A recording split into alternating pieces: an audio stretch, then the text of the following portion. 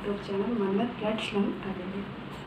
तो जैसे कि हम भारतीय इतिहास को कवर कर रहे हैं, यूपी SSC पैट जो हमारा एग्ज़ाम आने वाला है उसका सिलेबस कवर कर रहे हैं। तो उसी सिलेबस में से हम भारतीय इतिहास सबसे पहले हमारा जो टॉपिक आता है उसको कवर कर रहे हैं। उससे रिलेटेड हमने 2-3 टॉपिक कवर कर लिए हैं। तो ये हमारा नेक्स्ट टॉपिक है उसी से, बौद्ध धर्म, गौतम बुद्ध, जिनकी जीवनी एवं शिक्षाएँ इस टॉपिक में हमें कवर करना है। तो आज हम सबसे पहले बौद्ध धर्म को कवर करेंगे। तो बिना किसी देरी के हम अपने इस लेक्चर को आगे बढ़ाते हैं। तो सबसे पहले हम जानते हैं कि बौद्ध धर्म का जन्म कहाँ हुआ था।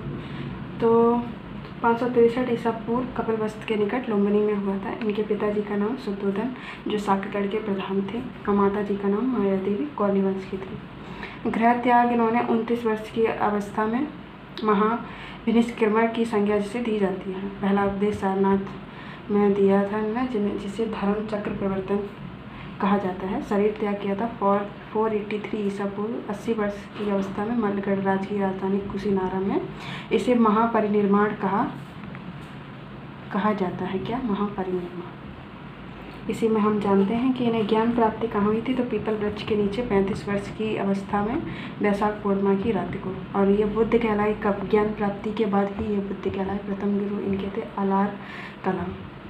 बुद्ध के सबसे अधिक शिष्य कौशल राज्य में थे। कहाँ? कौशल राज्य में जो लोग रहते थे वहीं के लोग सबसे अधिक बुद्ध जी के शिष्य थे। महात्मा बुद्ध कौशाम्बी आए थे कब? वत्सराज उद्यान के शासनकाल में।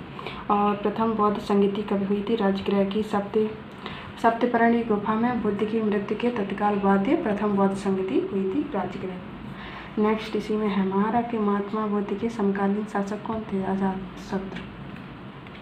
प्रथम बौद्ध संगीति की अध्यक्षता किसने की थी? तो महाकश्यप द्वारा की गई थी। और द्वितीय बौद्ध संगीति की कब हुई थी? तो वैशाली में कालाशोक से सुनांग वंशी काल में हुई थी। इसी में नेक्स्ट है तृतीय बौद्ध संगीति कब हुई थी? तो पाटलिपुत्र में मौर्य सम्राट अशोक के शासनकाल में हुई थी। और इसके अध्यक्ष मोगलपुत्र तिष्य थे। चतुर्थ बौद्ध संगीति कनिष्क के शासनकाल में कुंडलवन कश्मीर में हुई थी। इसकी अध्यक्षता वसुमित्र एवं उपाध्यक्ष अश्वघोष थे। इसी में हमारा नेक्स्ट है कि बौद्ध सभाएँ। ये हमारी बौद्ध सभाएँ। प्रथम बौद्ध संगीति 4083 ईसा पूर्व राजगृह में स्थान राजगृह। और अध्यक्ष कौन थे? महाकश्यप। यहाँ इससे लिखने में थोड़ा स्पेलिंग है। इसके अध्यक्ष कौन थे? तो महाकश्यप थे। और राजा अजातशत्रु जिनके शासनकाल में ये हुई थी। द्वितीय बौद्ध संगीति 383 ईसा पूर्व वैशाली सुबिकामी इसके अध्यक्ष थे। कालाशोक राजा थे। थर्ड बौद्ध संगीति 247 ईसा पूर्व पाटलिपुत्र स्थान था। अध्यक्ष मोगलपुत्र तिष्य थे और राजा अशोक थे। चतुर्थ बौद्ध संगीति ईस्वी की प्रथम शताब्दी और स्थान था कुंडलवन। और अध्यक्ष कौन थे? वसुमित्र राजा कनिष्क थे। इसी में नेक्स्ट है कि देवदत्त पहला उनका अनुगत फॉलोअर कौन था और उनका विरोधी बन गया था? तो वो देवदत्त थे। सर्वप्रथम बुद्ध ने जिन 4 आर्यसत्यों का उपदेश दिया था वे इस प्रकार है कि सबसे पहले दुख, फिर दुख समुदाय, फिर दुख निरोध तथा दुख निरोधगामी प्रतिपदा। नेक्स्ट इसी में है कि बुद्ध के जीवन से संबंध प्रतीक कौन से हैं? ये घटना और ये उसके प्रतीक हैं। तो जन्म का प्रतीक माना जाता है कमल व सांड को। महाविनिष्क्रमण का प्रतीक घोड़ा को माना जाता है। और निर्वाण का प्रतीक पीपल बोधि वृक्ष को माना जाता है। महापरिनिर्वाण का प्रतीक स्तूप को माना जाता है। इसी में है हमारा नेक्स्ट कि महात्मा बुद्ध कर्म सिद्धांत में विश्वास रखते थे। किसमें? कर्म सिद्धांत में महात्मा बुद्ध विश्वास रखते थे। और अपने प्रिय शिष्य आनंद के कहने पर बुद्ध ने वैशाली में स्त्रियों को बौद्ध संघ में भिक्षुओं के रूप में प्रवेश की अनुमति प्रदान की थी। प्रथम स्त्री कौन थी? तो महाप्रजापति प्रथम स्त्री थी। इसी में नेक्स्ट है कि त्रिपिटक बौद्ध ग्रंथों में त्रिपिटक बौद्ध ग्रंथों में सर्वाधिक महत्वपूर्ण है। बौद्ध ग्रंथों में त्रिपिटक सर्वाधिक महत्वपूर्ण है। ये 3 हैं इस प्रकार। सबसे पहले विनय पिटक जो संघ संबंधी नियम तथा आधार की शिक्षाएं हैं। सुत्त पिटक मतलब धार्मिक सिद्धांत। अभिधम्म पिटक दार्शनिक सिद्धांत है। इसी में नेक्स्ट लिखा गया है थेरी गाथा।